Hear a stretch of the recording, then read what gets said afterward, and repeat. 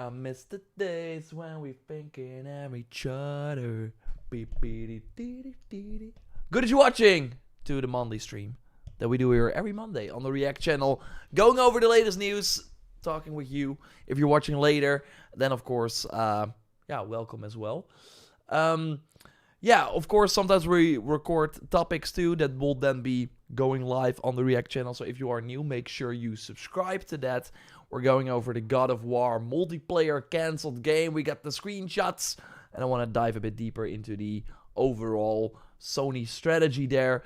Vazzy, good to see you. Brock, Make Motorhead, and Samaya were already spotted in the chat, so thanks for hanging in there. I was a bit delayed.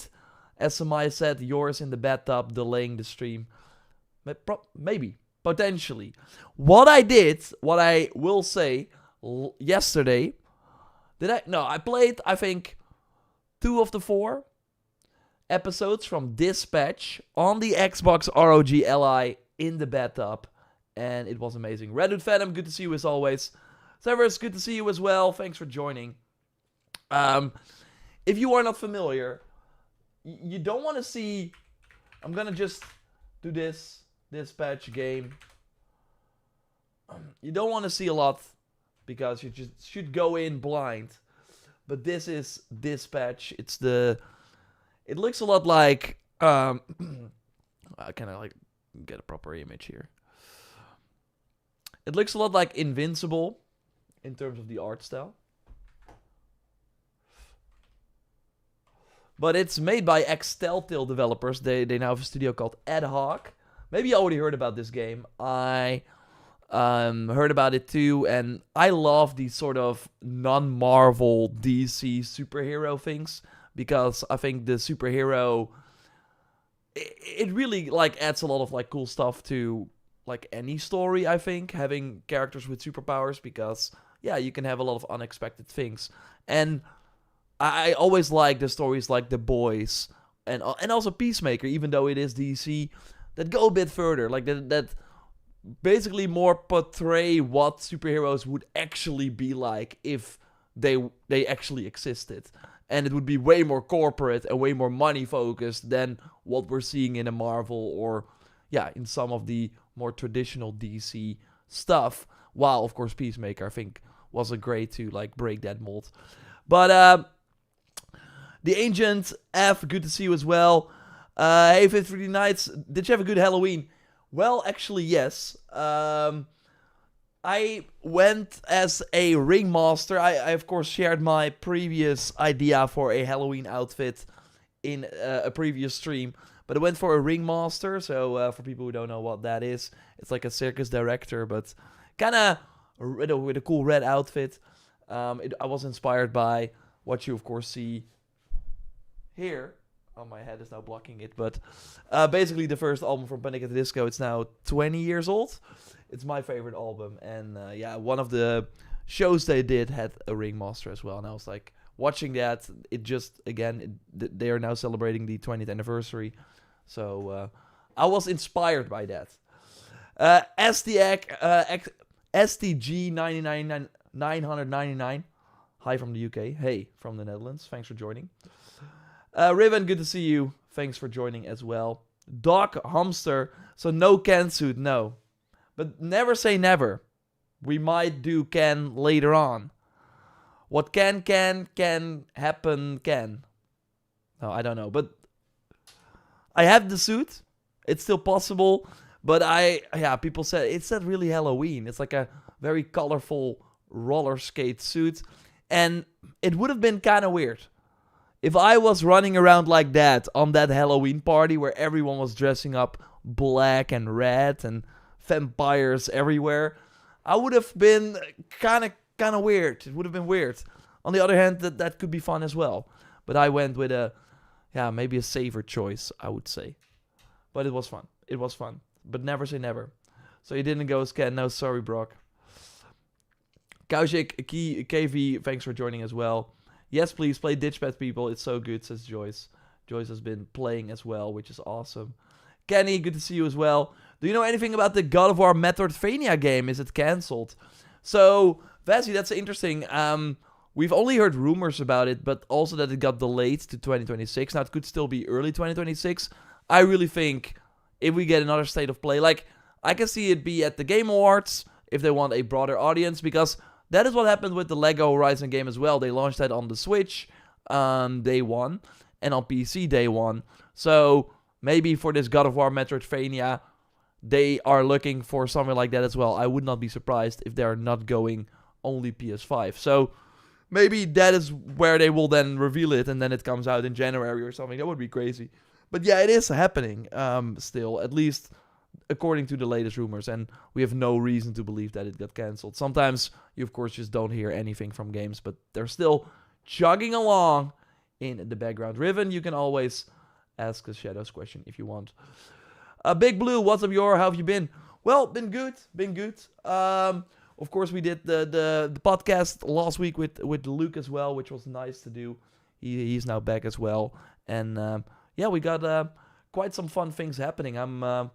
Next week we're gonna play Where Winds Meet. I'm actually kind of hyped for that. So going back to like Dispatch that I've been playing right now. Yesterday I played all 4 episodes, and that's the nice part about it. It's like an hour per episode, which is perfect. But Telltale style, it's not like old school Telltale style where you have to wait a couple months. They are still doing the episodic nature, so they're dropping 2 episodes every week. So this Wednesday we get 5 and 6, and then next week we get 7 and 8. And I was like, oh, I'm so into this, let's go. And then I had to wait, and I don't know, for a TV show, I like having because I don't know, for a game, I'm ready to continue. But for a TV show, I'm more used to maybe the weekly episodes, and I do like it, because, yeah, you can, apart from Joyce now, don't know a lot of people playing Dispatch. While if I'm watching like a weekly TV show, I do like the fact if you're watching it with other people as well at the same time, that you can kind of discuss the episodes. That's what I really like, for example, with Succession. There's so much happening in each episode. I think it would be a disservice to launch them all at the same time, because it's way more fun. I think with White Lotus as well, for example, like those really high caliber TV shows, like Apple TV has some of those too, that it's cool to kind of be at the same spot and really focus on, oh, what happened in this episode, instead of like forgetting about it because you are immediately watching the final one in one sitting, or if you're binging. But with this Dispatch game, I'm like, I don't know. I'm not liking the episodic structure.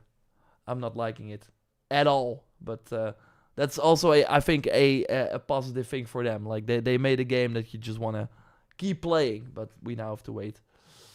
Have there been any drops of stuttering on FPS? I've seen some FPS drops on Shadows for sure, but yeah, I'm not experiencing them. Rumo Tenolo, good to see you as always. Good job, Yor. I did not know you had the shirtless Spider-Man emoji. That's awesome. Good evening. Hey, Captain Pink Flying Element. Good to see you as always. 15 days to go for the AC Mirage Valley of Memory DLC. Yeah, that's right, Severus. It's getting close. It's getting close. I actually just did a video on it to kind of go over some of the recent news we had since the reveal. So that has been exciting. Mormon says, Arc Raiders is an insane success and extremely fun. Yeah, really, really happy to see that. I listened to an interview as well with the... which is very interesting. Like, I really recommend if you're like into more, if you want to know more about the gaming industry and basically the behind the scenes stuff. I think it's the Games Industry Podcast. Yeah, it's the .biz. I want the Embark CEO Games Industry Podcast. Yeah, I listened to a podcast with the games business is what it's called. The games business. Oh, yes, like he has it on YouTube as well. But someone... You already heard it here, but... So yeah, this was pretty interesting to listen to. So you have like Christopher Dring over here, and he interviews like really awesome. Oh wow, this is like 40,000 views. That's a lot. Yeah, really awesome CEOs and other people working inside these studios, and it's very interesting to hear about his philosophy and how they managed to do both the finals and Arc Raiders. And yeah, it's crazy when a lot of big companies, and we're going to talk about that in a moment with Sony, they are having a really hard time cracking the live service bubble, like cracking the code, making sure they got a game like that as well. I mean, they got Helldivers, but yeah, was it really them, or was it more Arrowhead really being able to make a game like that? Because what we've seen from Sony next to Helldivers 2 has been really bad. So yeah, it's interesting that at Embark, a brand new studio with 2 new IP, like nobody knew about the finals or Arc Raiders, has been really successful with also extraction shooters, where a lot of companies have been saying, or gamers have been saying, nobody wants extraction shooters, the hype is over. It's only Escape of Tarkov that got really, or Escape for Tarkov, or I don't really play those games, but like that's the only game that is really Escape from Tarkov. That's the only game that has really been successful, but they're cracking the code, which is awesome to see. And it's also cool, I think, that we see Battlefield doing really well, and people that worked at DICE that left DICE to make Embark, because Embark is like Patrick Sutherland that was in that interview. He was like one of the higher ups at DICE when they launched a lot of the Battlefield games. That they're all doing really well at the same time right now. Like EA cracked the code with the people that are still there from DICE, and yeah, the people that worked on Battlefield but are now in Embark working on the finals and Arc Raiders are doing really well for themselves as well. So that's awesome. 53 Night says, what is the game of the year deadline and voting? Isn't it like November 15th? Game Awards deadline. Google says like mid-November for that. Really, this AI feature, I totally get why websites are like, it's ruining us, because otherwise I would have been like clicking on a website and then learning about it. Cutoff date will be between November 15th and November 30th.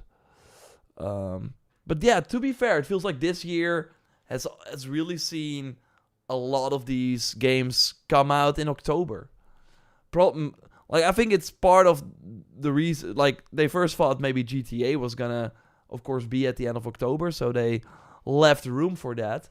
But even with that game being delayed, they still a lot of, like, October is way crazier than November, and usually it's the other way around. But I think it's probably because if you launch in October for full price, then when Black Friday comes around, you can have a proper deal. If you launch in like early week of November, and then 2 weeks later during Black Friday you have a 30% off, that's of course not a good look. So I think that totally has to do with stuff as well. The game business is really doing great work. I love their interviews. Yeah, me too, Severus. I love them too. Give us Camiso. Why do I always struggle with your name? But I think I got it the first time now, right? Camiso. Can we expect Death Stranding 2 at a PC at the Game Awards? Maybe. That was like a year after the first game. I think they will do it. I think 2026 makes sense. I'm not sure if it will be at the Game Awards, though. Although Kojima, of course. I mean, it could be. I mean, Death Stranding 2 might get nominated for Game of the Year. I'm not sure. It's going to be very, very interesting. But I think, Severus, you're right. Expedition 33 will probably win. I think we've seen some votings already. Not official Game Awards votings, but a lot of the votings have already been in favor of Expedition 33. Harrington says, AC Access has a female protagonist. Hope they make a male one too. Why? If it's a good female protagonist, why does it matter? Any word on New Game Plus for Ghost of Yotei? No, the Ancient F. To be honest, I think it's really quiet for Ghost of Yotei. I really hope they drop some interesting updates. Like they plan some quality of life features, like a transmog or potentially the replay feature for camps. That's what I'm really looking forward to. So I hope it's right now. These patches have been just 3 bug fixes or anything, but I'm really keeping an eye out. I want to make a new video on that game as well and kind of cover some of the things they are adding. But they are really tight-lipped. I've said it before, but last time with Tsushima, it took them 3 months to launch New Game Plus. So I really think we're probably looking at something like that. Ipsy with the insane £20 donation. That's very, very generous. Thanks a lot for that. Finally finished G of Yote. Out of 10, story 8.5. For gameplay, 9. For soundtrack, 10. Yeah, the soundtrack is really amazing. Open world, 7. Let me know why you think the open world is a 7. Because I think the open world is really, really amazing. Visuals, 10/10. Surprisingly, prefer the story in Shadows. Naue Atsubo. Ooh, okay, that's interesting. That is certainly surprising. I think mostly the I think mostly the pacing in Shadows is the issue with the story overall. I remember more of the story from Yote, and it's not only because I played Yote a month ago and Shadows like 4. I mean, I did New Game Plus for Shadows, but I skipped most of the cutscenes. Overall, yeah, interesting. I think the Yote, I think it will be fun to kind of maybe discuss that in a future like react video, kind of go a bit more spoilery and stuff. Because look, I really think the open world is amazing, and I hope more games do an open world like that where you're constantly surprised by funny twists. I mean, I'm used to doing similar activities in new regions, but if you can like do those activities and always have a bit of a surprise and really a lot of side stories and like some things were not even missions, but they had like a funny, cool story. It really made every hour you spend in that world, you're like, okay, what am I gonna experience now? I thought it was really, really fun. There are always ways to incorporate a male protagonist in that scenario. A son trying to prove his imprisoned mother innocence, for example. Sure, but I think it's good that they are like that. That is kind of the craze. Like that's like 2 sides of the coin. Ubisoft at one point we had even like leaks, substantial ones by really proven track records, people with a proven track record, that Ubisoft was for Assassin's Creed like afraid to go with a female protagonist because they thought the game would sell less. And that's why they went with also a lot of white male protagonists. And it is on that hand, like in that sense, kind of sad that when they are going female character, black character, everyone gets crazy. And then like probably some people in the building at Ubisoft were like, told you so. And that is crazy. Like those people should not be right. Obviously, having the Black Samurai in a Japanese game, people had their own vision already for what they wanted Shadows to be, and then they're going in a different direction. But on the other hand, I think it should not matter. Like I think it was an interesting way to, okay, we have a lot of the open world Japanese games already. How can we diversify it? 2 characters, one not from Japan, and kind of learning the customs. I do think they could have done a better job with it overall with Yasuke's story. Also because if you watch the Shogun TV show, I think how they handle the captain coming in there, like being constantly surprised by how the Japanese behave, I think that would have been way more interesting than what it turned out to be with Yasuke, where he was already really well integrated in the Japanese culture. I think like following him as he grew accustomed to these things would have been way more interesting. But I digress. Like overall, I think a female character should totally be fine, and it would be crazy I mean, I don't think like that. I mean, I've seen as many posts about being happy that Atsu is a woman, and some people thinking it's nice to play as her and seeing her in the onsens. Like, oh, people are excited about that. Like, there are always 2 sides of the coin. I really don't think it matters in the grand scheme of things, as long as you're, as long as you have like a compelling story to tell. Now, there are some RPGs that are very, very choice sensitive and really about role-playing. And in those cases, I do think it's good that they give you the option to go for male or female, like create your own character. Like in those games, I don't think they should force a gender on you. But overall, I'm always for... I hope the creative like director or the narrative people, they come up with the story that they think is best.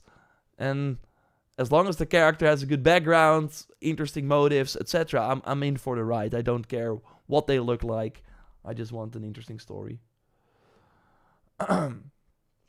Top 3 games for me right now, says Mick Motorhead: Monster Train 2, Absolem, and Chronos: The New Dawn. I love how you always highlight these games, and some of them I've never heard of. Monster Train 2. That sounds kind of crazy. Is it like a what the heck is this? Like a mobile game? What am I looking at, Mick Motorhead? Monster Train. Waves Remaining. This is a mobile game. But I don't think it is because it is on Steam. But what this is so... There are too many things going on here if you've never seen this game. But I'm happy that you like it. Let's go to Steam. Okay, people love it. People love this. Never heard of it before. That's crazy. All games have women now. No, stop it. Sure, I do get looking at Sony's upcoming slate. And I do get that it's going a bit more in... Yeah, it's going in one direction. On the other hand... if you look at games 10 years ago, then it was clearly the other side of the oh, whoa, we're getting a trailer now for Monster Train 2. We had filmed way more male characters, so I get it. Like I think I do think it is good if Sony looks at their portfolio and okay, we now have a lot of like strong female leads, maybe. Who has a better idea, right?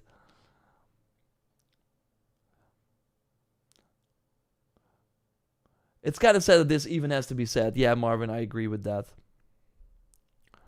Please add a Velociraptor protagonist too. I would love that. Mick Motorhead, you're 100% right.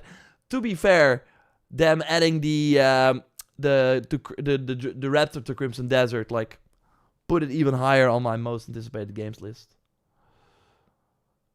ARG card game. Hey, Jet Laner, good to see you. Can't wait for the Black Flag remake. Will there be any news about it before December? I'm not sure about before December. I think if we see it this year, it's gonna be Game Awards. But I will keep you posted here. I'm really curious for that too. Cassandra was good. I agree, Petrov. But I liked it. Like I like it in the big RPG games that you can pick. That you can be like, I want female Eivor or male Eivor. Or I want Cassandra or Alexios. Those games you spend 200 hours in.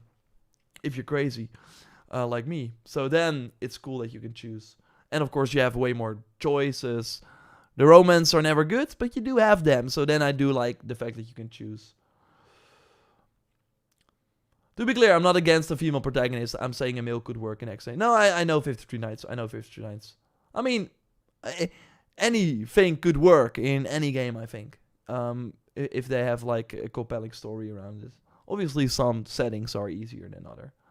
I didn't feel like Yote was a true open world game like Red Dead Redemption or even like Shadows. That's interesting, Ipsy. Because of the lack of freedom. I think they have a lot of freedom. It's just that in Chapter 2 and onwards, you lose a lot of that freedom. then it goes back into the what Tsushima was. But if you compare it to Tsushima, Yote has way more freedom. And I think like Shadows giving you as much freedom, it's kind of hurting that game overall. So I think Yote actually had a pretty good. Again, I think especially that's why I love the Chapter 1 basically for Yote. And Chapter 1 is before you can go to the coast region. If you know, you know. Then so basically that all you can do in any order, and I like that. I like puzzling. Okay, it's way smarter to go to this direction. But yeah, Severus, like a lot of stuff is happening in November, which is awesome. And yeah, normally we get like big Assassin's Creed stuff in November. Like for Valhalla, we had the crossover stories with Cassandra. I think that was in December actually. But I think it's cool that they divided between 2 games. We have a Mirage update. Next week we have the Shadows update. Look, that's gonna be the future. It's gonna be really the future for Assassin's Creed, where that game is getting an update. Next week a new season starts in the multiplayer game. Then a new update for this. And I think that can really work, because then right now, if you want to play more Assassin's Creed, you can't. If you want to play new content, I should say, you have the one patch for Shadows, and that's it. And yeah, but of course playing other games is great too. But I'm also looking at what Ubisoft's initiative is, and they of course want us to play more of that. So I think they're going in the right direction. We're seeing the early steps of that. We will see how it evolves. I love everything about Yota except the story. It is as good as it can be, and I even think that I don't agree that it's as good as it can be. I think they could have improved a lot on that story. For me, it never went beyond what I was expecting, and I was expecting them to go beyond. I really thought, okay, the revenge arc is and then something happens that completely changes the way we look at things. But maybe I was expecting a bit more.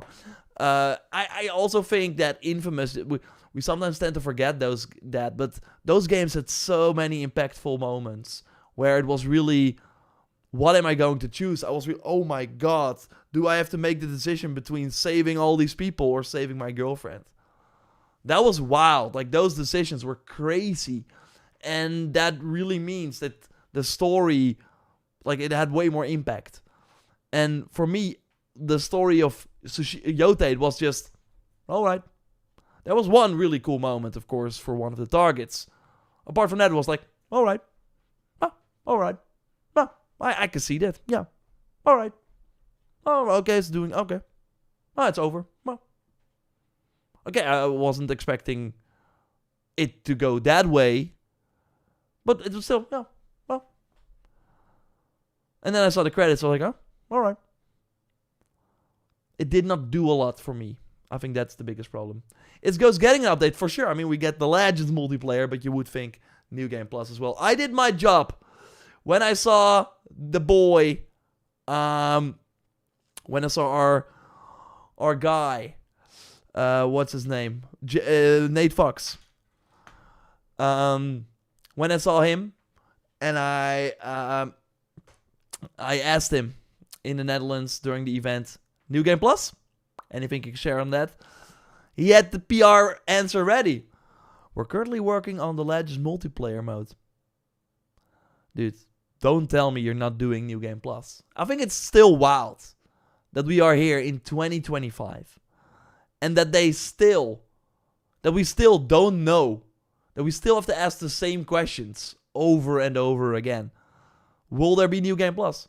Because they could just move on, launch the Legends mode, never do New Game Plus. Because they never promised it. I think it's wild. I think that's kind of wild. We need the redemption arc right now, Serge. We will. Black Flag remake will be awesome. I've said it during the Free Roam podcast as well. My prediction for the Black Flag remake, I'm gonna close your eyes. I really think the article headlines will be a glimpse at what Ubisoft's writing once was. I really think when people go play the Black Flag remake, and I'm now, I would be shocked if they're changing the writing or anything. I don't think they will do that. But I think it will be like, whoa. I can't imagine, I kind of forgot that Ubisoft writing could also be very, very good. Because right now it's just very serviceable. It's really, it's like they talk to get the ball rolling, to make sure that we have our next objective. But if you go back to Black Flag and see the interactions, and it's way more fun, it's way more, you're really in the daily lives of these characters. And it's not only in service of the overall arc that they have to push forward so you can go to a new camp to take out enemies. No, there's way more going on. You're way more immersed. And I really think the articles will be like, whoa, Black Flag shows what Ubisoft games were before they blah blah. Something like that. I can already see it. Are you looking forward to the 007 game, Paradox? Yeah. That's one of my most anticipated games. But I'm also, with the 007 game, I'm like, just release it. Like, I know I'm down. I know I will be there day one. And I'll be shooting people, lasering them with my watch. And that's what I want. Witcher 4 main character, female too? Yep. I was a bit let down by the villains of Yote. I think for Yote, for me, I was not really let down by the villains. I thought they were pretty great. I was more let down by that every boss fight was kind of similar. Because it was all that 1v1 dueling style. Like, bringing that back from Tsushima, that was great. But having every, like, boss fight be that sort of fighting game 1v1, you had your own tactics, and they mostly worked against every enemy. So I really wish, like, there was one, of course, where they kind of changed it up with like a second party without spoiling too much. But apart from that, all the fights were very, very samey, and I like my boss fights more varied. So that I did not care about. I thought the characters themselves were actually pretty good, but the fights they're all in the same basket basically.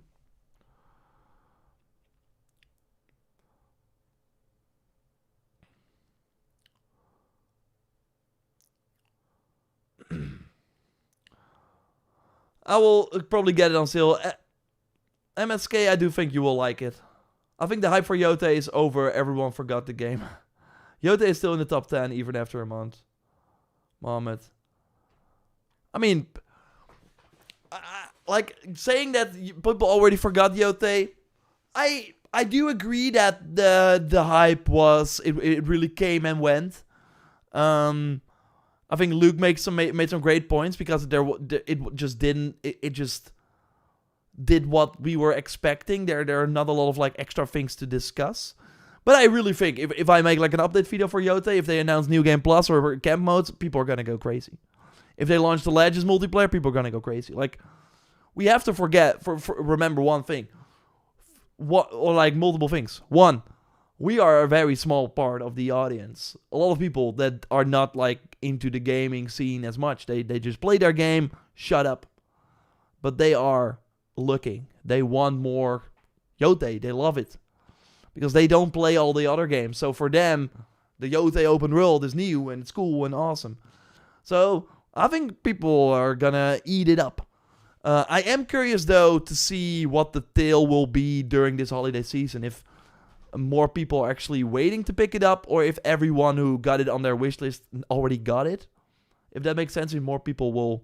So that's why I do think having a big November update will help the game to put it back on the map for people. So I do hope they do like a New Game Plus or anything. Jordan should beat Takaso on Mount Yote. I still have to do that. So that's the unrivaled guy, right? I did see a lot of videos for it. But no, I still have to do that. So I'm like, I've done a lot of things. I've played more than 100 hours. But I want to wait for the camp replay feature before doing all the camps, because I don't want no enemies to fight. Like, I still, and I've not a lot of time for it, but I don't think I want to do it when New Game Plus hits. I want to do a best build video, and I can only do that when there are still enemies to fight. So, yeah. Hey, Demon Ninja, good to see you. Ipsy again with the support there. I'm going to Hyper Japan convention in Manchester next week. I can't wait.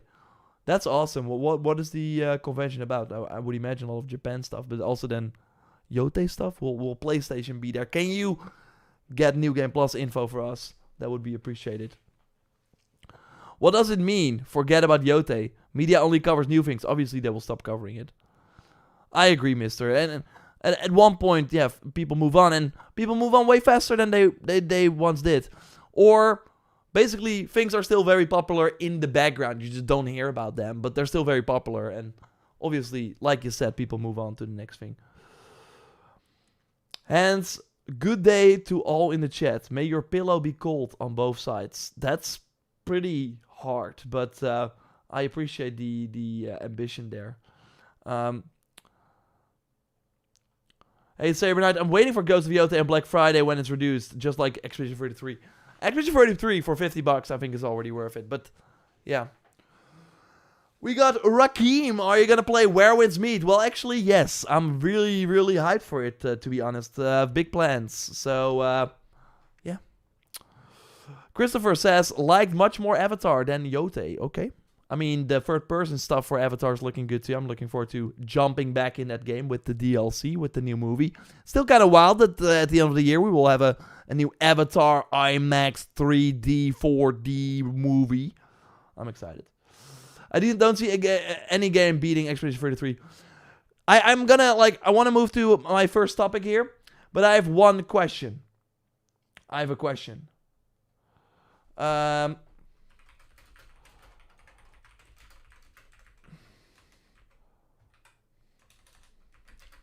have a question. So, I played a lot of Expedition 33, but something happened, I fell off, I moved on to another game.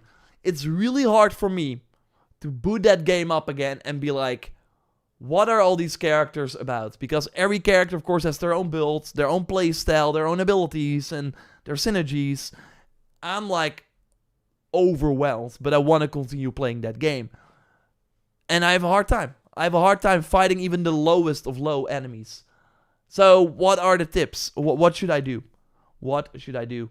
Paradox, of course, I'm excited for Phantom Blade Zero. That's another big one on the list. We should hear before the end of the year when that game is coming out. I've been playing Doom 2 regularly since 1994, and many others too. Journalists don't cover Doom 2, but that doesn't mean it's a dead game. I mean, Motorhead, to be fair, Doom 2 is a pretty dead game. I mean, you might be playing it, but that's about it. We do have to be realistic here. I'm mostly talking about games that hundreds of thousands or tens of thousands still play, but we don't hear about it. And I do think in a month or in a week, 100,000 people play Ghost of Yota still to this day, I think, but we don't hear anything about it. Maybe start over. Maybe I should start. Choose good pictos and level up characters. So I've already been. I think it feels to me that I should just read all the abilities again.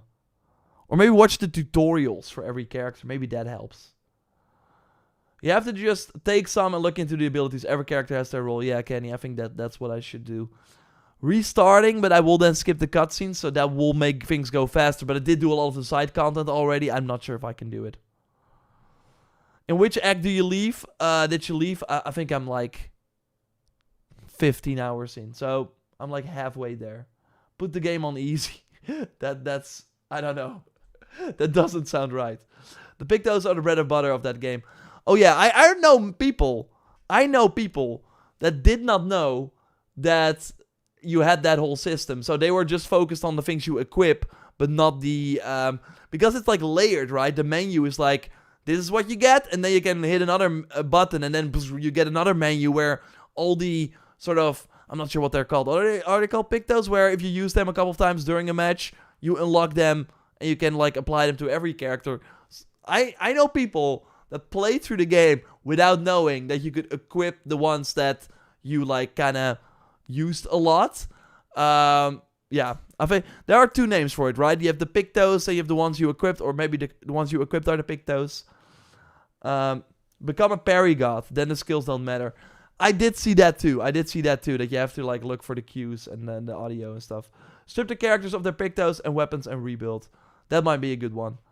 Give it a chance again. You're the game has such an amazing story of characters. I know, Paradox. Please stream yourself fighting Simon in the expedition. I think I will not stream Expedition 33. I will just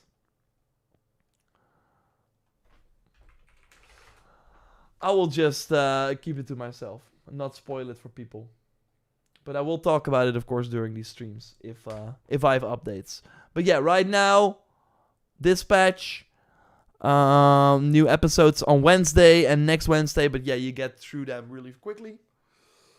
And Where Winds Meet when that launched on November 14th. So I think it will be at some time before I go back to Expedition 33, but it will be before the end of the year.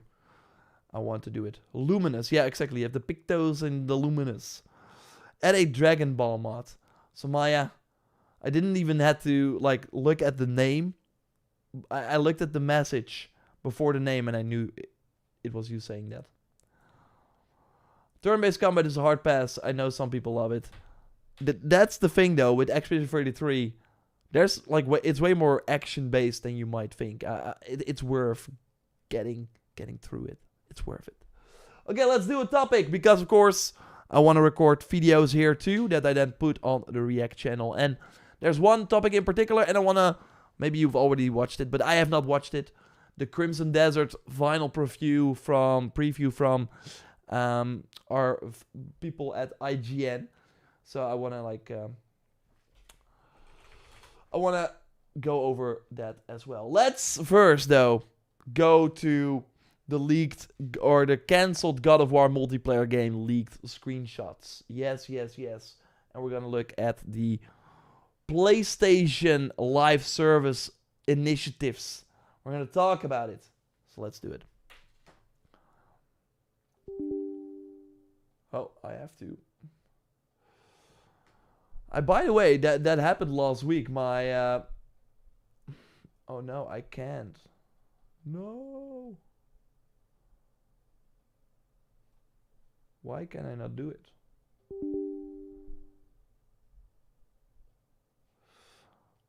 So I want to record my stuff, but it says that I cannot.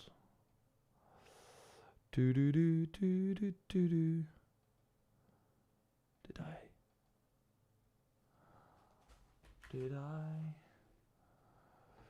Okay, but yeah, basically my computer broke. It's so weird because this should be it.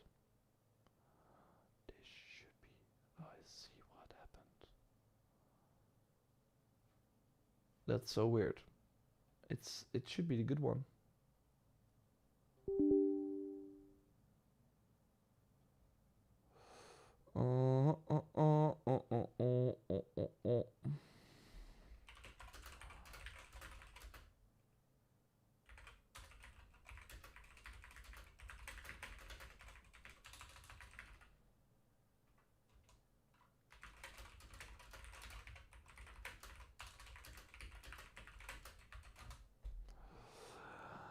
But yeah, we fixed it. I upgraded the PC as well, but now we do have the issue that I cannot hit record because it says I don't have the right output folder, but it should be the right one. So I don't know. That's really strange. That's in fact really strange. Maybe if I like, should be good. Should be. Maybe if I do this.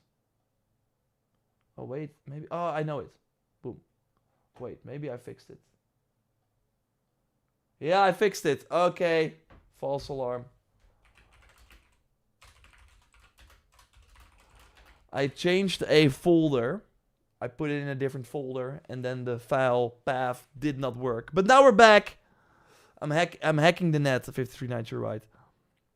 This is why yours not suited for PC monsters. No, like every time something happens with my PC, I'm like I'm gonna stick to PlayStation till the end of time. I'm gonna be this grandpa playing bingo on the PlayStation 10. I don't care. I just want to hit play and be done with it. And that's why I kind of like the Xbox ROG Ally as well. I mean, first you have all the Windows update stuff, but once you get through that, boot up the game. If it's like not a AAA Borderlands type situation, then you can just play the game. Like this patch, instantly worked fine. In the bathtub, with my fingers hitting the right choices. That is gaming. That is the true 4D gaming experience that I can recommend to anyone. Okay, now let's start. It's time for God of War. God of War. And the Sony live service strategy. We got leaked screenshots for a God of War cancelled multiplayer game. And I also want to look at the other like Sony projects, like another one that got cancelled recently, and their live service like push. Because, yes, things are not going well. And will they be able to turn it around? I'm still not very optimistic about everything. But I do think it is good that they probably cancelled this God of War multiplayer game. So we go to multiplayer first. They got screenshots. And the first noticeable detail that we can get by looking at the gallery is that the game was clearly planned to return to the Greek setting. So let's go through these. What it really shows to me is that it really looks like those co-op levels, right? With a linear path, you got some pots to break, and yeah, we would probably be fighting some enemies here, and then you moved on to the next area, and yeah, that was seemingly the thing we would be doing. And look, I really thought when they had this sort of like a lot of the game, a lot of like Ragnarok was really about working together with other people. God of War 2018, Kratos, Atreus.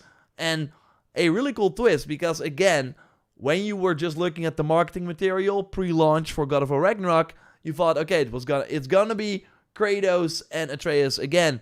But then very quickly you get other companions. Of course, Freya joins. You play Atreus, you get other companions. I love that.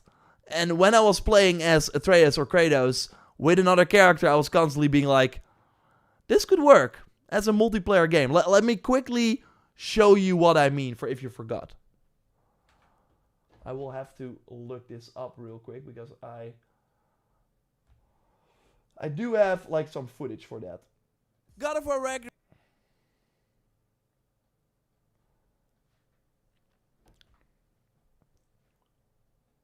So in this video, from December 2022, I already said, yo, I think we're gonna get a co-op multiplayer game from God of War. I really thought, okay, they're gonna do it. Like, this is what I mean. You play Atreus, you got another person playing Truth or whoever, and you're just blasting through these enemies. Bam. I really think that this is what the co-op multiplayer God of War would be. And yeah, I mean, the gameplay is so well done in God of War that it might actually be pretty awesome. But the problem with these types of games is, and also another like big wrinkle to this thing is, of course, that it was Bluepoint making it. But like, they have to make sure that repeating these runs and doing the same, like basically the same level over and over for better loot has to be interesting. And I don't think they were able to figure that out. Another interesting detail for those familiar with the lore is the apparent inclusion of the god Hades, at least in name. We were told that Hades would have been the owner of the armory, as well as the yellow silver pools visible in the caverns. So if the game was meant to fit in the established canon at all, the involvement of a living Hades suggests a timeline prior to the events of God of War 3. But yeah, that is probably what would happen, right? Okay, Hades is here. You can upgrade your gear at Hades and get the currency from the run and then upgrade your X or whatever. That's probably what it would be, right? It would be in a hub area or something, you would think. Because here they talk a bit more about it. Returning to Hades' armory, we notice that one picture shows the place looking different as a red corrosion. A red corrosion.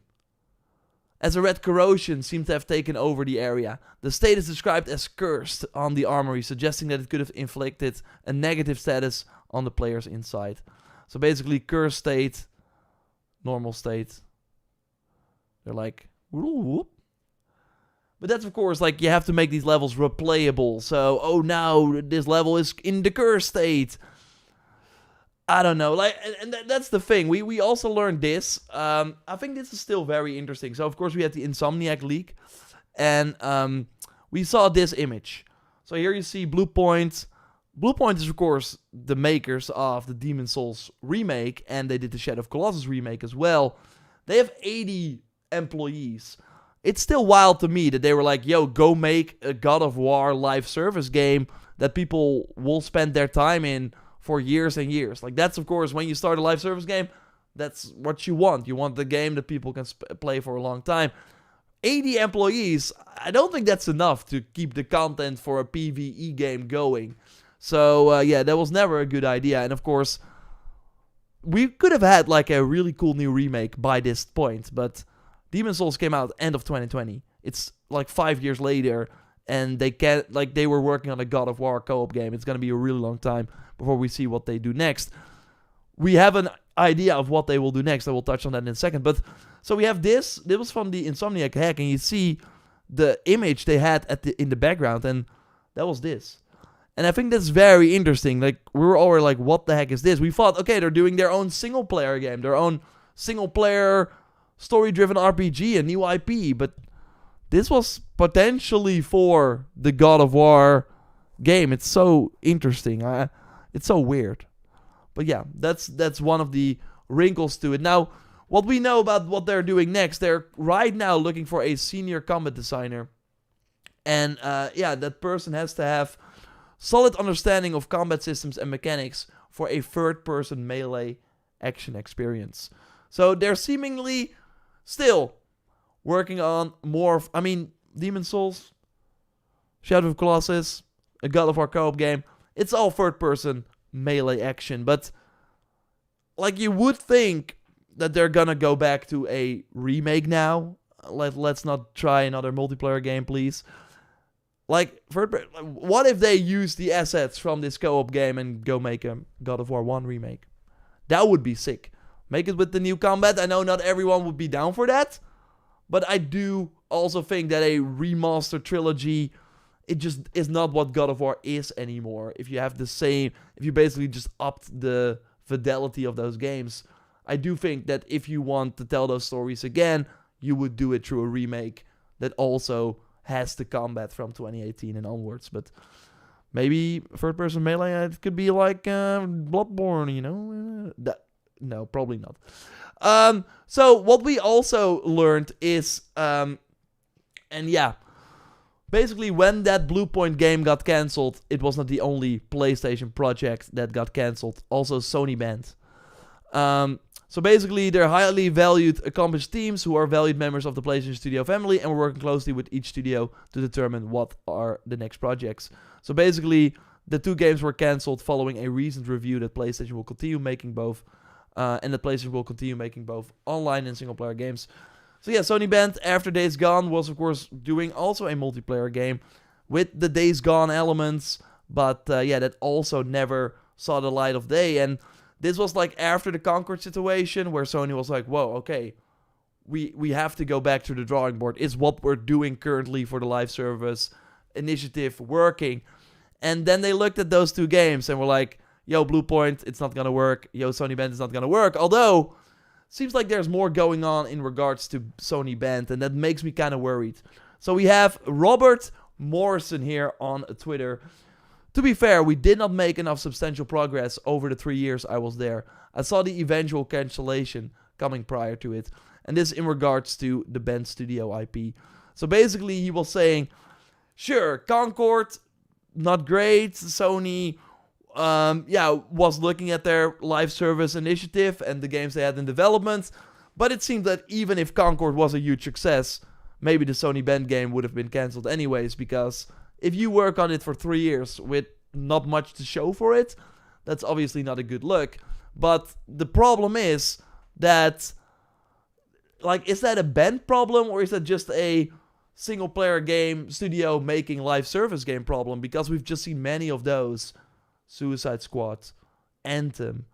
The list goes on with all these single player teams trying this like live service game and failing big time. That it was maybe never a good idea to have Sony Bend involved. So yeah, this was Sony's plan, of course, to launch over 10 live service games by 2026. Was their financial year 2026 though, so would have been by March 2026. I mean, we're a few months away from that, and they only launched Helldivers 2 and Concord. And they cancelled a lot of other stuff, like the Last of Us game, of course. So these two games I just already mentioned, like, it's crazy. They had a Twisted Metal live service game. What they have right now, though, it's crazy that this is the best. This is their best bet, a Marathon, a game that was revealed with little like hype people were hyped because it's Bungie doing a new IP, but not because the actual game they were working on. Now, to be fair, this is like from the reveal. It's still wild to me, by the way, that this was this year. It feels like it was such a long time ago, but it was like May, I think, right? Or April 2025. To be fair, they've been doing like close tests. They've been really testing the game a lot with actual players and not just internal like QA guys. And yeah, positive results. But we will have to wait and see if it's actually gonna work out for them. They really have to. The next time they show it, it really has to be a home run. And there's so much riding on this. Not only for Sony's live service initiative, where can they make another success next to Helldivers 2? I would argue Helldivers 2 was kind of Arrowhead. Like, Sony did not push Helldivers 2 at all. If they really thought they had like the golden goose in hands that the game turned out to be, I do think they would have been shouting that from the rooftop. So that's already a red flag too. And then they did do that for Concord, where they had the cinematic trailer. They had the Amazon show with a Concord episode. Like, they thought Concord was going to be big. Didn't turn out to be great. They did not think much of Helldivers 2, and that turned out to be great. We will see, though. But Marathon, like, it's going to be very important. I will not be playing the game, but I will be watching it very closely because I think it could make or break Bungie. And it's, of course, we hear that all the time. It's always fun to say those types of things, but it feels like that's actually the case now. With Destiny 2 being not as great, like not doing well either. Like, it's the lowest player numbers ever, and not really something that is going to turn that around. Yeah, we're looking now at Fair Games. That's another one where it's like, just get it over with. Just drop it. Just don't do it. I would love to be in the timeline where that game comes out and surprises everyone. But yeah, if we already had our question marks, and then we also have PS5 live service game Fair Games loses another key developer. We're constantly hearing about game directors and other higher ups leaving Haven Studios, the company that was founded and bought by Sony to make this game. That's not good. And then the other one, close to my heart. We are continuing to create epic solo adventures for Aloy, but there's more. A new internal team is developing a separate online project set in the Horizon universe. If you know me, you know that I'm a huge Horizon fan, and I would love to be in a world where we have a Horizon game that constantly gets updates, where I can call my friends and be like, wanna kill the Thunderjaw today? It's the Red Maw. It has like one rocket launcher, but it has like corrupted elements. It's gonna be a raid challenging boss. Bring your best potions and your upgrades and your best gear, and let's rock it. I would love that. But yeah, when is this coming out? I mean, they're taking their time at least. They're taking their time. This has been in development. I'm always showing this guy. He must be, every few months he gets like a message that I'm stalking him on LinkedIn. But hey, that's all we got. That's all we got. But yeah, basically, they've been working on this game for, is it already 8 years? Is it already 8 years? Let's see. 7 years, 10 months. We're reaching almost the 8 years, everyone. Online game director on the Horizon Online project. It already has been in development for a longer time than Horizon Zero Dawn, when Guerrilla Games was going from Killzone, a first-person shooter, to an open-world RPG. But I also think, and that's what we're kind of seeing with all these companies like Bluepoint, yeah, they've been working on God of War and a multiplayer game, and that means that they will probably, next to Demon's Souls, not launch anything on the PS5 console. I would hope their next game still launch on PS5, but it's possible that it's not happening. Days Gone developers, like they launched Days Gone in 2019. They might go 10 years without releasing a game. Sony banned.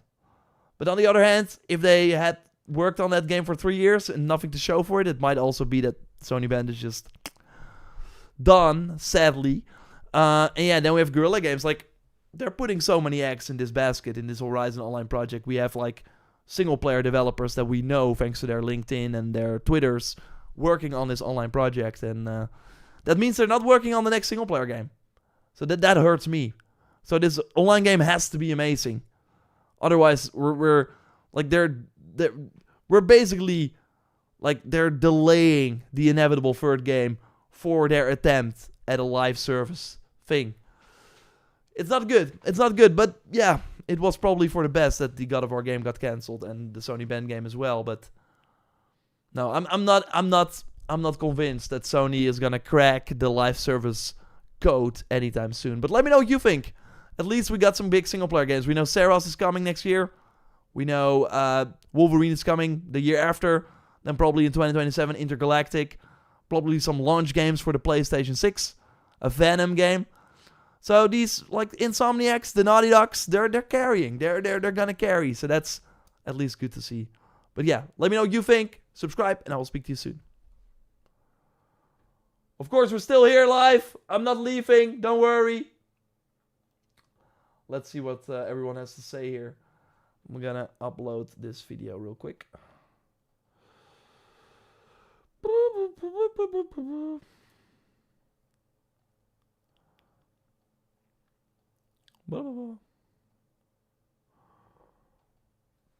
Oh.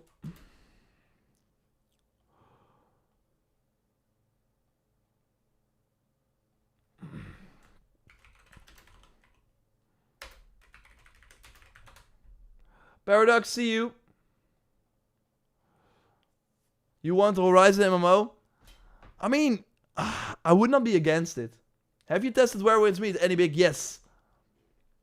Yeah, I did. I can't wait for the full launch. Somaya, no. Okay, everyone is trolling me. Wow. Yes, where is Horizon? Still nothing for the Horizon. Yeah, Mackerman. They're wasting so much time of that studio's time. I think so too. Bungie is cooked. Probably. Sony multiplayers do work. Gran Turismo 7, Helldivers 2, MLB The Show. The problem is that there are other games like any sort of originality. I mean, to be fair, Gran Turismo 7, Helldivers 2, MLB The Show, those games already existed before this push. It's about them trying something new and not working out. It's not working. They wanted way more than those 3 games you mentioned. Even with that... Yes, I'm dreaming of setting up my own tribal character and doing missions in Horizon Rogue. Even with that Fortnite art style, yeah, you're right, 53 Nights, they really have to nail that art style. They really have to do that, indeed. I wanna watch that Crimson Desert preview. I'm kind of curious about that.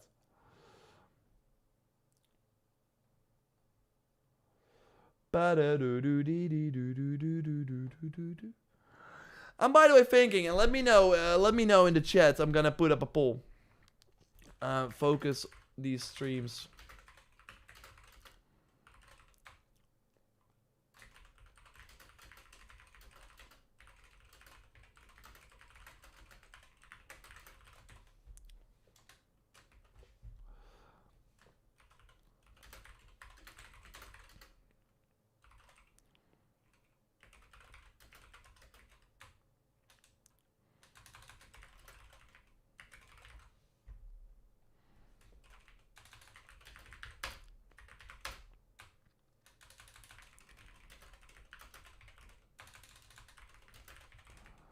Okay, we're gonna do a poll to see what you think. I'm always like changing these. I'm always looking for feedback on this stream, of course. I think it's like on two sides. I asked this before, but people seem to like these news topics.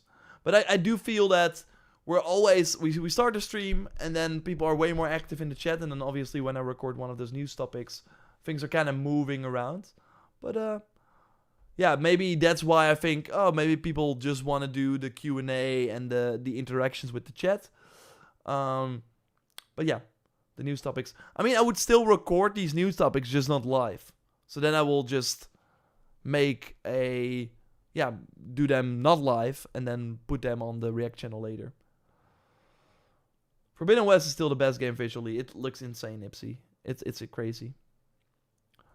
Thanks, Brock, for also putting that in the Twitch chat. Some studios still are able to make complex games fast, not least Team Ninja. I mean, I think the whole like Arc Raiders situation is crazy too. Like them having finals and then now Arc Raiders already. if you look at, for example, Ubisoft, they have so many developers, but they take so long with all their games. I think they probably have too many cooks in the kitchen. That might be an issue there too.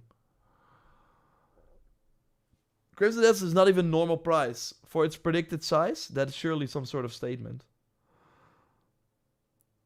What's the Doc Hamster? What's the price for Crimson Desert? Let me check.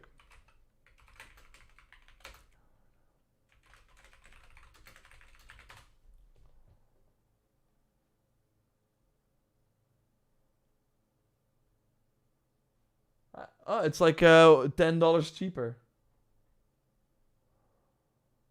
That's crazy to me.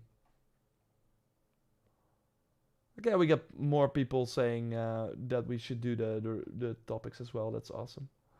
Okay, let's look at the Crimson Desert's review here. Or the preview from IGN.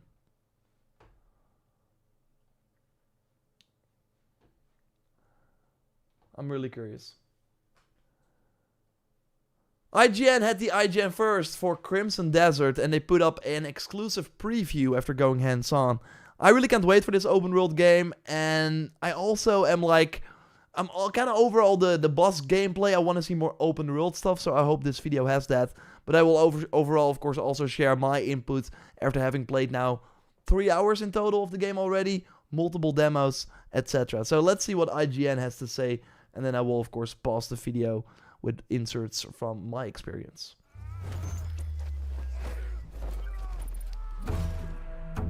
It has been almost 6 years since Crimson Desert was first revealed to the world. Across that period, developer Pearl Abyss has shown off a huge array of ideas, mechanics, and boss battles. It's frequently been cited as something of an everything game. An open world adventure with sky islands, mechanical dragons, wrestling moves, interdimensional gateways, interacting elemental effects, and even a Spider-Man web swing. Yeah, that Spider-Man web swing is really awesome. I think I was like using that as well, and you can like probably, I don't think, like there is one boss, like the turtle, where you actually need it to complete that boss fight, but I think you're mostly fine not using it. But if you do, you can launch yourself and do like not even like reach spots you otherwise could not, but also used in combat. It's kind of wild. But the more that's been revealed, the more there's been the sense that Crimson Desert may be a lot of pieces in need of a whole. Finding that complete picture was my main objective when I visited Pearl Abyss's studio in Seoul for this month's IGN First. And while I can't say I found it yet, multiple hours of hands-on playtime has revealed a game that's maybe not as strange as you'd expect. In fact, Crimson Desert feels pretty straightforward. Okay, that's interesting to see. I'm still curious about those sky islands, though, what that will be about. But that still seems really out of place. But yeah, this IGN footage was really focused on, there are way more mounts than just your horse and the dragon we knew about, of course, as well. Like this mech that seems to, it's like you can find it and it will have a certain use, so you can't always use it. But when you do, you will be super OP. I think that will be really fun. The mechanical dragon fight looks awesome too. Pearl Abyss has crafted a reasonably traditional open world. It looks really empty right now if you look at it like this. But I've trained to know that like Yotei looked very empty too, and then when playing that you would like encounter something every minute. So I'm not really scared of this. Adventure, made up of multiple regions peppered with towns, outposts, and castles. There's the usual collection of main and optional quests, plus classic distractions like fishing. You'd be forgiven for not realizing this though. Pearl Abyss has put almost all of its promotional efforts into showcasing boss fights. I think... Now, let's hear what he has to say. Not only that, but Crimson Desert's blend of traditional medieval fantasy with sci-fi and steampunk elements does make it seem like it's being pulled in several directions at once. Yeah, I agree. Like, the boss fight focus, I think that those parts are just really finished right now for the game, because those are pretty straightforward. You have a boss with moves, and you can counter it, etc. It's, of course, also a really nice way to highlight the combat in this game, because if you do the large-scale battles, it can get overwhelming. There's a lot going on. It's way more chaotic, so I do get why they've been focusing on these bosses, but it's weird. Normally an open world game does not do that. So I do think if the next time, like after this IGN First, we probably go a few months or a few weeks with nothing, and then Game Awards is another like boss fight compilation, I do think we should have like some, that's a red flag. We should be alarmed by that. but I do hope they know that we want to see, okay, I pick up the controller, I'm like past the tutorial, I'm in the open world, what does it look like? What does going to a city, like we know there's a bounty board with stuff, and we know you can fit, like we know there are these activities, how does it work? What does a traditional side quest in this game look like? What are the interactions, like what are the story elements in this game? In order to destroy such a weapon, you'll And there's this over-the-top stuff, what the heck? need to acquire That's a pretty cool armor, by the way. Golden Star's power core. Golden Star. I do think the dialogue and overall presentation of the story could be one of the weaker elements, and that's why they maybe have not shown it that much. But I don't think it matters that much. I'm like comparing this more to like a Breath of the Wild or Tears of the Kingdom. Although they of course had their stories, but like I was like fine with just like going around exploring the world, and then that was fun enough for me. And I think Crimson Desert will be like that too. Although I hope I'm wrong. I hope the story is awesome too. You're on the ground and seeing how all these elements interact though, it doesn't feel quite so alien. The continent of Pywell is perhaps less like a typical Tolkien-esque fantasy world, and more This is like crazy. The scale of this already makes me want to. I'm in. I want to fly around on this dragon in this huge world. Like I'm in. akin to Dungeons and Dragons, a setting that, in recent years, was host to a Mad Max-like vehicular chase through hell. Polar Abyss's design team explained that they wanted Pywell to reflect the variety of our reality, in which some countries feel much more futuristic than others, and note that some of Pywell's leaders may be more resistant to the advancement of technology than others, a conflict that'll be explored through various faction quests. All this means that the variety doesn't feel artificial or there simply for the sake of being wild, even when you're at the controls of a flying battle robot, which was, of course, designed by dwarven engineers. The inclusion of these mechanized and steampunk elements grant Pearl Abyss the creative license to build quests that are a significant departure from anything we'd see in something like Skyrim. And I like that. I like that this is a new IP and that we can be surprised because anything is possible. Yeah, it has futuristic elements as well, so that does mean that they can toy with the expectations of an outcome of a quest or of the enemies or the machinery that we can find in the game. If it was like that's what I know people love Kingdom Come Deliverance 2, and I'm really happy that it's there for people. But yeah, that's of course really a medieval game, so you kind of know they have to stay inside that box, and with Crimson Desert they can go really crazy. So I prefer that overall. That's why I like, for example, The Witcher 3 as well. That you were like constantly, is this going to be a monster or is it someone pretending to be a monster? It could be both. A major part of my hands-on time involved completing a quest for Marnie, a scientific genius who cloned his own consciousness to create an AI-like entity called Hall. Naturally, the results of such an experiment have gone very wrong, and Marnie's evil digital magic twin has taken command of a flying fortress that's terrorizing Pywell's skies. Defeating Hall requires the use of a power core, which Marnie reveals is hidden inside a weapon called Golden Star. And by weapon, he means a giant mechanical dragon. While they presumably have ballistic missiles in Pywell, what with the advanced engineering and all, of course the fantasy version of a nuke is flying Mechagodzilla. All that stands between like these types of cutscenes, it takes me back to like a Final Fantasy 16 where, and I've not really felt that since then, where, I mean, Spider-Man 2 had a lot of that too, where you're constantly like, whoa, what the heck is happening? We're seeing so much like set piece moments on the screen, and I really hope that Crimson Desert, and I think for a third-party game, that's pretty wild, we'll have that too. And like Final Fantasy 16, if you've not played that game, I think you should. It's the boss fights are crazy, and then they always do one step. Like you're constantly like, how are they gonna make this? How are they gonna top this? And then the music kicks in, and you're fighting with these huge creatures, insane. And I'm kind of getting that from this as well, and that is awesome. I think we want that sort of epic feeling, right? me and this winged menace is a fortress filled with angry battle robots.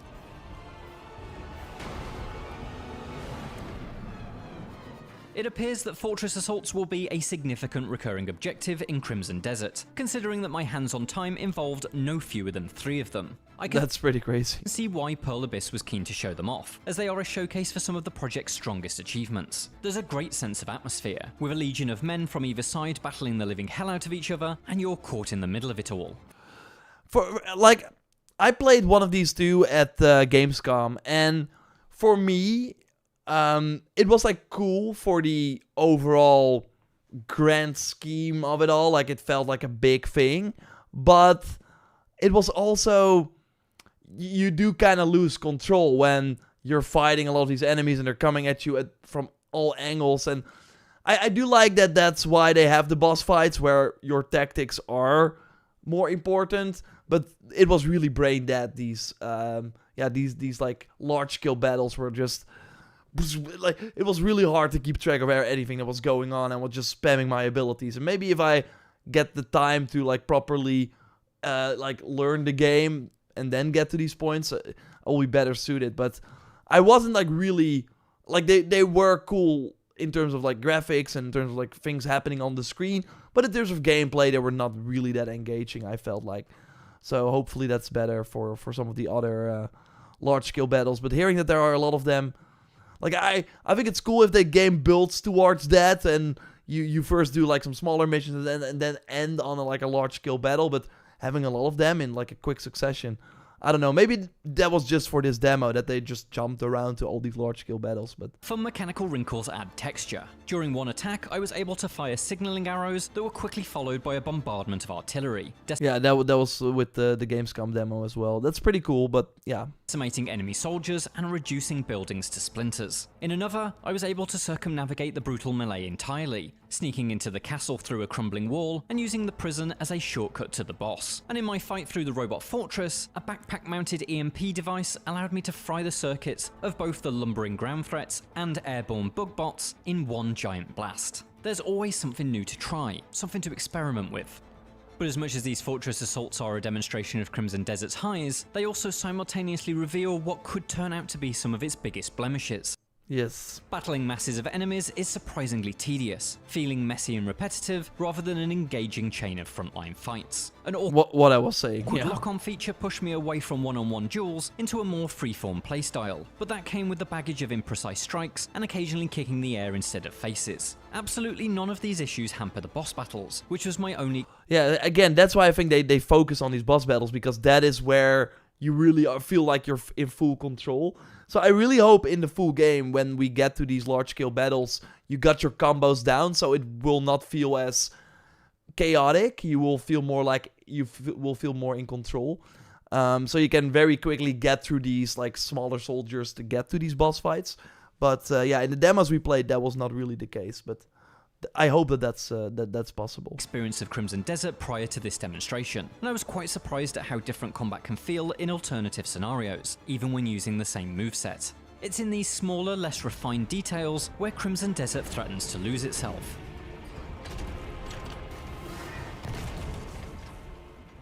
There are occasions where you need to pick up and manipulate objects, such as planting a banner to inspire your allies. Doing so requires standing still, turning to face the object, activating a focus mode, rapidly tapping a button to lift your target, and then finally using your telekinetic powers to manually move it. All of this is a slightly baffling annoyance when erecting flags, but it turns into a genuine frustration in the middle of a boss battle, when you're desperately trying to swing a fallen masonry column during the precious few seconds when the boss is stunned. Yeah, I had to do this too.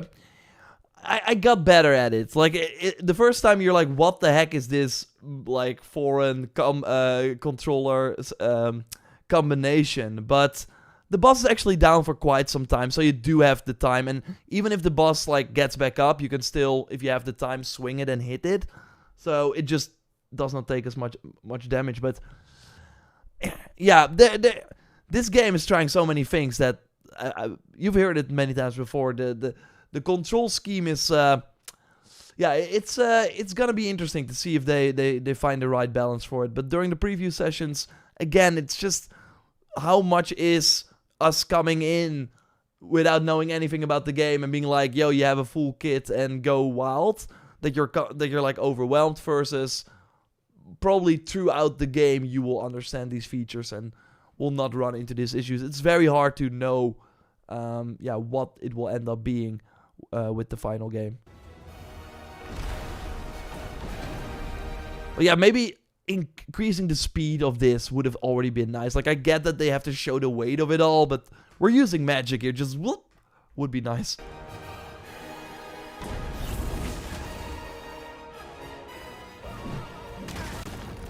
Thankfully, no such awkward ultra hand juggling is required to extract the power core from Golden Star. As we explored earlier this month in our making of feature, this is a boss fight with a unique mechanic that must be discovered in the quite literal heat of battle.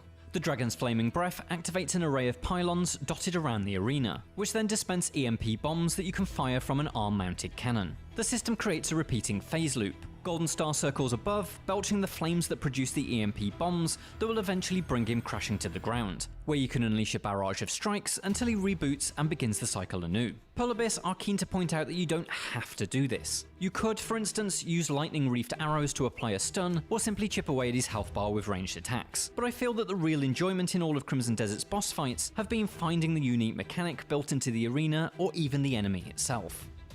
Bosses are not the only thing in need of conquering. Suspended high above Pywall are a scattering of Abyss Islands, accessed through portals that are unlocked with mysterious Abyss artifacts. These islands appear to come in multiple guises. Last year we saw that one of them is home to an alchemist called Alastin and his Library of Providence, and my hands-on session included one that was more akin to Zelda's puzzle shrines. Its checkerboard floor was essentially a room-sized circuit board in need of a total rewiring. And finding the correct path through the grid of rotating flagstones unlocks the island's treasure trove. This is, of course, the sort of puzzle you've solved in everything from Watch Dogs to Bioshock, but I enjoyed how your equipment is integral to completing it. Your lantern illuminates the correct pathway, and your grapple hook is used to spin each tile. So while this challenge is not particularly taxing, I hope its solid foundations are the basis for more interesting puzzles that await among the clouds. When you've uncovered an Abyss Island's secrets, you can leap off the side and float down to Earth. That's pretty awesome. We will see if these, like, it seems pretty optional right now. From maybe you will encounter some of them during the main story. I'm curious if most of these become optional. But yeah, cool that we have some puzzles, of course, in the game, even though it's not like the most original type of puzzle. And yeah, jumping then off is of course Plenty more awesome. traditional open world fare awaits. There are towns to visit in which you'll find shopkeepers to trade with and bounties to take on. Out in the wilderness, there are camps to clear out and roaming barbarians to slaughter. Yeah, the bear mount.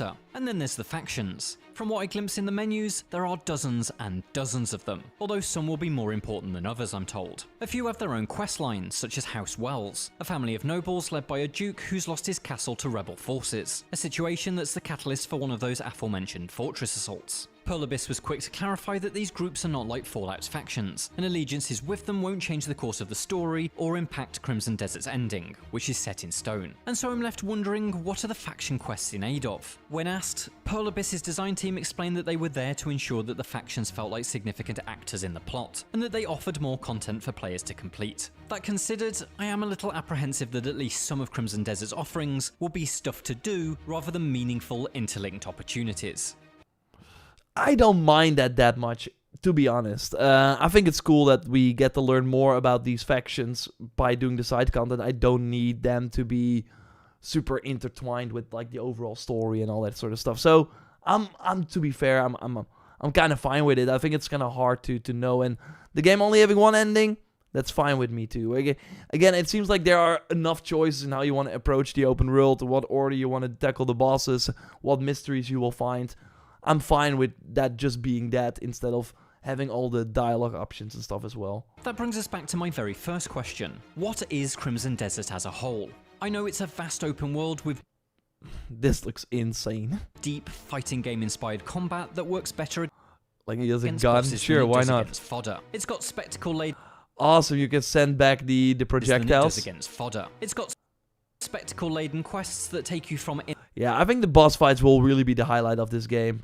But it has to be more than that, of course. in the mud Because then it would have been better if it was just like a linear game with these boss fights, kind of like a Black Myth Wukong, but it's obviously not that. castle assaults all the way up to aerial dogfights. And it's littered with good time distractions, from fishing and bounties to taming bears and buckling up in a battle mech. But I'm still waiting to discover the glue between all this that elevates an open world to new heights. Shadow of Mordor has the Nemesis system, which chains its enemies together into a foe-conquering big picture. Red Dead Redemption 2's systems are united by a pursuit of realism and authenticity that makes its campaign feel like a life lived rather than a game played. And this year's Ghost of Yotai links every activity on its map to a new unlock on your skill tree, ensuring even little diversions are a growth opportunity. Okay, I think it's interesting that I mean, I can already name a couple things that Crimson Desert will likely bring as an open world game versus the other things that are mentioned, like having the Sky Islands and the insane scale and the mounts, all the mounts you can, like, I would argue that you could already say Crimson Desert adds a lot of mounts so you can traverse the world in many different ways. That's already a pretty unique element for this game. So I thought that section was kind of weird. That's the stuff that's so far been missing from Crimson Desert's demonstrations, and the thing I hope will eventually be revealed when I get to play multiple. I don't agree with that. There are already many things where I'm like, whoa, like the movements, the grapple hook. There are already many things that this game does that we do not see in other open world games. I'm sorry. Consecutive hours, rather than a collection of isolated quests and bosses. An arena. Oh. About it, Those are always my I favorite still think elements. I hope it's like a repeatable thing and not just one boss Crimson fight. Desert stands a solid chance at being an overall good time, but with it, it could become something much more special. Yeah, that's, I think, the bigger question. I think this game is going to be solid, for sure. It's going to be very cool to experience. It's something new. It's huge. It's going to be... I'm always looking forward to these types of games where I'm going to be surprised because we have not seen this yet. Again, the world looks amazing. It seems that it will have a lot of secrets and a lot of new elements. That's, I think, where Ghost of Yotei... a lot of the unlocks were already things you did in Tsushima, so it kind of lacked for me that newness. And Crimson Desert is, you're sure it has elements of other games, but it is in a very interesting package. The question is if they can elevate that, if it's just that, wow, it's new, it's gonna be interesting, or if it's gonna be way more, like it's gonna be special, it's gonna be actually of really, really high quality. I think that's where we're still... Right now, it seems like they're putting a lot of stuff in the game. Will it work out? How will it come together? I think that's the biggest question we still have. But it's gonna be very interesting. It's gonna be a fun time, I think, either way.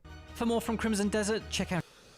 So yeah, I would not be surprised if we will see a... basically if they will invite other people to play the thing that IGN got to play. That's usually how this works. IGN gets the IGN first, and then later on they have an event where they invite more people, and we then probably get to play this demo too, because it takes a lot of effort to make a pre-launch demo. They've been making a lot of them though, so it might be different for Pearl Abyss, but I would not be surprised if we also, like other creators, and I hope myself included and other press, gets to play the same demo that IGN did, maybe with a more polished version or anything. When we do, I will of course let you know. But yeah, I'm keeping a really good eye on this game, basically. I will keep you posted. Subscribe for this, of course, on the main channel. I will talk about it too. And I will speak to you soon. Goodbye. Feels like middle of Shadow of War. I don't know. Yeah, the dragon does, of course. But it does feel like this game has way more going on, basically. And it has more like story elements, more side content. Performance biggest issue for me. Dynasty Warriors, basically, in regards to the... I get it.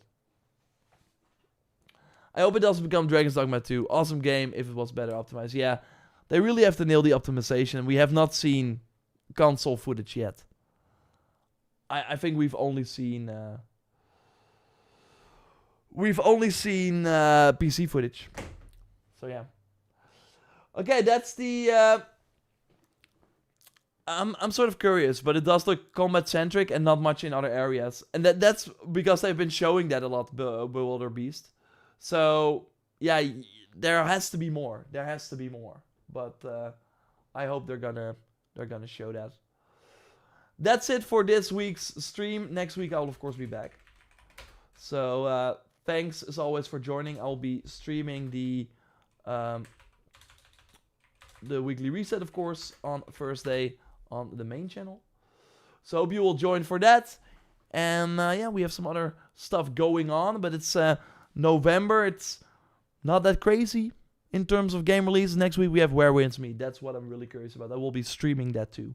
So hope you join for that. For now though, I will speak to you very, very soon. Thanks for watching. Had a great time. Thanks always to see, it's really cool to see everyone joining as always.